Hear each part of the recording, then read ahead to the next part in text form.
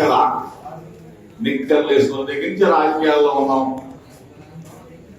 లోకేష్ అనేవాడు ఇప్పుడు బాగుంది అవుతాడు. మాకు చిన్నప్పుడే రాజకీయాలు చేసాం, వీళ్ళకి భయపడతామా? దేనికి దడిచే ప్రసక్తి పడదు. ఒకటే చెప్తాం, జగన్ అన్న అంటే మంచి, చంద్రబాబు అంటే చెడు. ఈరోజు 20 నెలల కాలంలోనే ప్రజలందరూ కూడా ఎందుకు చర్చించుకుంటా ఉన్నారు? 20 నెలల కాలంలో చంద్రబాబు నాయుడు ఏమి చేయలేక పథకాలు అన్నాడు, ఇస్తా ఉన్నాడు, చేయూత డబ్బులు అన్నాడు, ఆసరా డబ్బులు అన్నాడు, పాపలేస్తాం డబ్బులు అన్నాడు, ఏది పడితే అది ఇష్టం వచ్చేట్టు వాగేశాడు. 50 సంవత్సరాలకు పెన్షన్ ఇచ్చేస్తా అన్నాడు, నిరుద్యోగుడు 3000 ఇస్తానన్నాడు, 1500 ఎంతమంది ఉంటే అంతమంది అభ్యర్థులకు ఇస్తానని నెలకి. అసలు ఏదైనా అమలు చేయగలిగాడా? ఏది చేయకపోగా అబద్ధాలు మోసాలు దేవుడితో పెట్టుకున్నాడు, వెంకటేశ్వర స్వామితోనే పెట్టుకున్నాడు.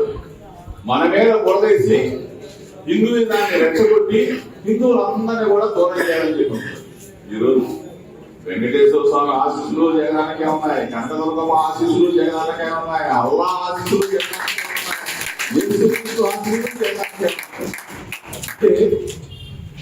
ఎంత దుర్మార్గుడు అంటే చంద్రబాబు నాయుడు మనల్ని, మన పార్టీని, మన లీడర్ని ఇబ్బంది పెట్టాలి, ఏదో ఒక ముద్ర వేసేయాలి, మతమైనా కులమైనా చూసేది చంద్రబాబు నాయుడికి దేవుడే తగిన కష్టం చేస్తాడు.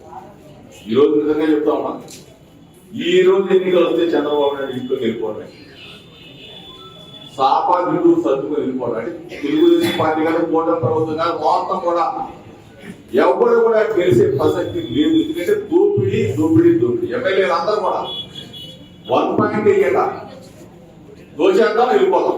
చంద్రబాబు నాయుడు మీటింగ్ పెడతాడు, ఎమ్మెల్యేలు కూర్చోబెడతాడు, 4-5 వస్తారు, సర్వే రిపోర్ట్ పెడతాడు, పెట్టి నీ సర్వే బాగాలేదు, నువ్వు బాగాలేదు, నువ్వు 5 తిన్నావు అని చెప్తున్నాడు. బయటికి వెళ్ళగానే ఒకటే అంటున్నాడు, వీడు పోతాడు. మనం దోసు తిన్నాం అనే పనిలో ఉన్నారు తప్ప ఏ ఒక్కరు కూడా మంచి చేయాలన్న ఆలోచన ఈ రాష్ట్రంలో గెలిచిన కూటమి ప్రభుత్వానికి సంబంధించిన 164 మంది ఎమ్మెల్యేలకి ఏది లేదు.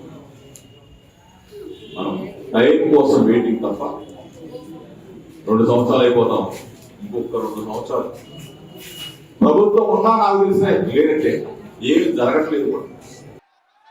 ఇలాంటి అవినీతి పరులు బూతులు తిడితే నేను పడాలనా అని మిమ్మల్ని అడుగుతున్నా. ఎప్పుడన్నా నేను బూతులు తిట్టానా? ఎవరన్నా తిట్టానా?